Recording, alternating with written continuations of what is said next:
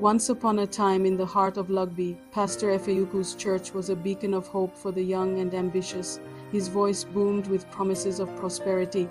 Bring what you have and we'll make it multiply. He'd declare, and the youth flocked to him, their eyes gleaming with dreams of wealth and success.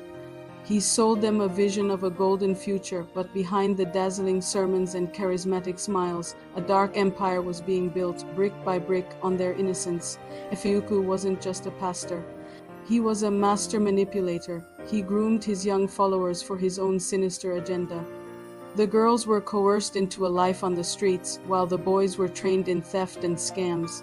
He promised them riches but delivered only ruin.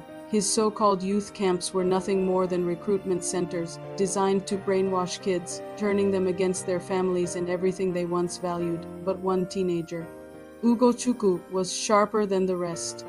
She wore a simple, sneaky necklace. It wasn't just jewelry. It was a recording device, capturing every twisted word that fell from Efejuku's lips. The audio was transmitted in real time to her aunt living overseas. Listening in horror, her aunt couldn't believe her ears. What kind of pastor teaches this? She wondered, but Ugochuku's cleverness didn't stop there. She was a coding prodigy. While Efejuku preached, she was hacking into his church's systems, digging deeper for the truth. She uncovered a web of corruption that stretched far beyond the church walls. Offshore accounts holding millions, a fleet of luxury cars, and connections to Lugbe's most corrupt officials. Pastor Efejuku lived a life of unbelievable extravagance. He had a sprawling mansion, a private jet, and wore only designer suits, flaunting his wealth as proof of his divine favor. He told his followers he had simply prayed it into existence. The reality was far more sinister. His partner in crime was his own brother, Okon. Okon ran the youth camps, personally overseeing the indoctrination of the town's children. He was the enforcer, the one who broke their spirits. But Okon was consumed by his own ambition. He coveted his brother's empire and was secretly plotting to take it all for himself. Meanwhile, Ugochuku's aunt received more chilling intel. The prosperity offerings from the children weren't just funding Efejuku's lifestyle. They were being used in dark rituals.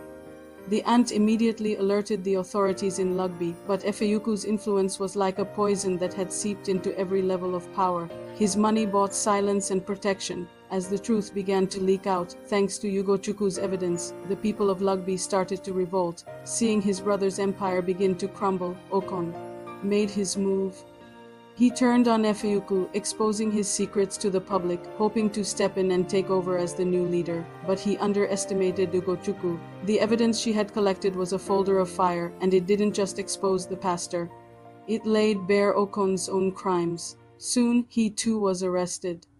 Efejuku, the self-proclaimed man of God, fled like a coward, but the people of Lugbe, now united in their anger, hunted him down. The pastor's dark empire was reduced to ash, but the scars on the community and on the children he exploited remained. Some were rescued, but others were lost forever. Ugochuku's necklace became a legend. In Lugbe, a symbol of how vigilance can save lives. Her aunt's message spread like wildfire: trust no one, verify everyone. Just when they thought the nightmare was over, a new twist emerged. Efejuku's hidden diary was discovered. In its pages, he detailed his next horrifying plan: to infiltrate Lugbe's schools, to poison the minds of children from an even younger age. The discovery sent a fresh wave of terror through the town, but this time they were prepared. The people mobilized, forming watch groups and strengthening their communities, creating a protective shield around their schools. The fight for Lugbe's soul was far from over, but now they were ready to protect their future. Thanks for watching, and remember to stay vigilant.